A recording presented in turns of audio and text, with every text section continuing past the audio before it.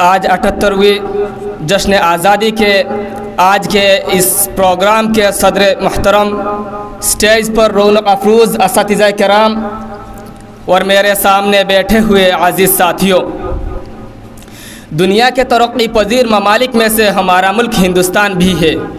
हमारा मुल्क वह मुल्क है जिसको कभी आर्यावर्त का लक़ब दिया गया, तो कभी इंडिया के नाम से पुकारा गया, तो कभी भारत से मौसूम किया गया, तो कभी हिंदुस्तान का नाम दिया गया।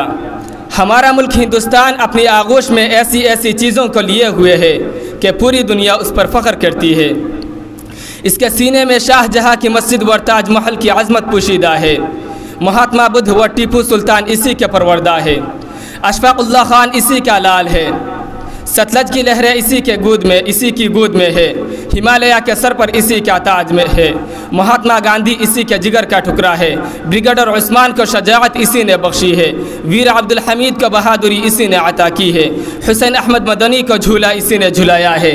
लाल किला को मजबूती इसी ने बख्शी है। लेकिन जब हम अपने मुल्क की मौजूदा सूरत हाल का जायज़ा लेते हैं तो हमें मजबूर होकर यह कहना पड़ता है कि अरे तासुब को भी इसी ने जन्म दिया है।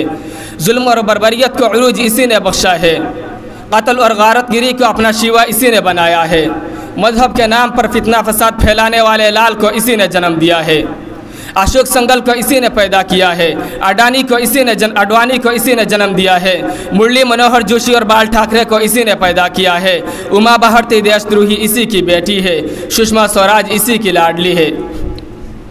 बिरादरान मिल्लत इस्लामिया, जब हम भागलपुर के हालात सुनते हैं, जब बिजनौर और फैज़ाबाद के फसादात का तज़किरा होता है, जब अयोध्या में बाबरी मस्जिद की मिसमारी याद आती है, जब हिंदुस्तानी मुसलमानों के खून के छींटे अखबारों, रसाइल और जराइद पे नज़र आते हैं, तो हमें अपने इन बुज़ुर्गों की कुर्बानियाँ याद आती है जिन्होंने अपने मुल्क की आज़ादी की खातिर बीवी बच्चे माल दौलत की मोहब्बतों को त्याग किया, वतन छोड़ना गवार किया, जलों की मुशक्क़तों को वतन छोड़ना गवारा किया, जलों की मुशक्क़तों को बर्दाश्त किया, सब कुछ बर्दाश्त किया, लेकिन जब तक अपने मुल्क को अंग्रेज़ के नापाक पंजे से नहीं छुड़ाया, दम नहीं लिया।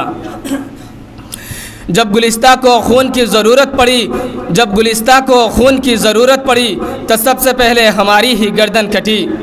मेरे सामिईन, इन बुज़ुर्गों ने अपनी ये सारी कुर्बानियाँ क्यों पेश की? बीवी बच्चे माल दौलत की मोहब्बतों को बाला ताक़ क्यों रखा? सर कटा देना आसान क्यों समझा? सूली पर मुस्कुराते हुए क्यों छोड़ गए? इसीलिए तो कि आज अगर हम इन मसाइब व आलाम पर सब्र कर लेंगे और इन तकालीफ को झेल लेंगे तो आने वाली नस्ल और बाशिंदगान वतन आज़ादी के साथ ज़िंदगी गुजारेंगे। मैं मुल्क के तअस्सुब परस्तों से पूछना चाहता हूँ, क्या सेकुलरिज्म इसी का नाम है कि तुम जो चाहो खाओ पियो और गाय माता कहकर हमारे खाने पर पाबंदी लगवाओ? क्या आज़ादी इसी का नाम है कि तुम जगह जगह मंदिर पे मंदिर बनाते जाओ और हमारी बनी बनाई मस्जिदों और ईदगाहों को मिसमार करो? तुम अपने धर्म की खूब इशाअत करो और हमारे मजहब को गंदे अल्फाज से मौसूम करो। तुम अपने धर्म के कवानीन पर आज़ादी के साथ अमल करो और हमारे मुस्लिम पर्सनल लॉ पर पाबंदी लगवाओ। तुम खूब युग कीर्तन और यात्रा करो और हमारे इजलास पर पाबंदी लगवाओ। मजलूम सही लेकिन मजबूर नहीं है हम,